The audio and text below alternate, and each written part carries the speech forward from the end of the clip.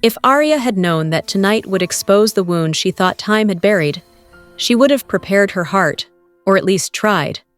Because some nights don't arrive gently. They tear open the sky and demand that you face the shadows you've been avoiding. Tonight was one of those nights.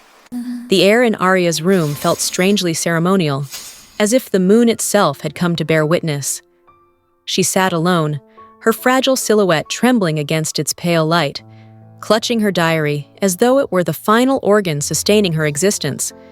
Her breath quivered, not from fear, but from the unsettling truth that she was finally remembering. Deep inside her ribcage, something ancient and wounded began to awaken. A forgotten ache, the kind that doesn't scream. It whispers. You have unfinished sorrow. Her eyes closed, and memories bled into her mind like fractured film reels. A voice that once promised forever. A touch that felt like sanctuary until it became a sentence. A betrayal sculpted with such precision, it built cathedrals of pain inside her soul. But Aria did not cry. No, she had matured beyond the luxury of tears. Grief no longer startled her.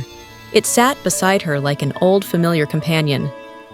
The diary slipped open on her lap, and there, written in desperate handwriting from a younger version of herself, was a sentence she had abandoned in time. Healing is not the absence of pain, it is the courage to touch the wound without running from the sting. Her heart stuttered. As her fingers traced the ink, she felt it, that sharp, undeniable ache beneath her ribcage, the echo of a memory she once buried so deep she prayed it would die. But pain is resilient. It does not stay in the grave you dig for it.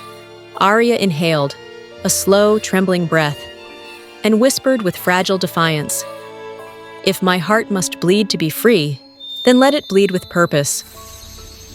The wind outside answered her, not with violence, but with a mournful, reverent sigh. She closed the diary, placed a hand over her chest, and for the first time in years, she allowed herself to feel everything without retreating. A solitary tear escaped, not of weakness, but of release, because tonight, Aria did not break.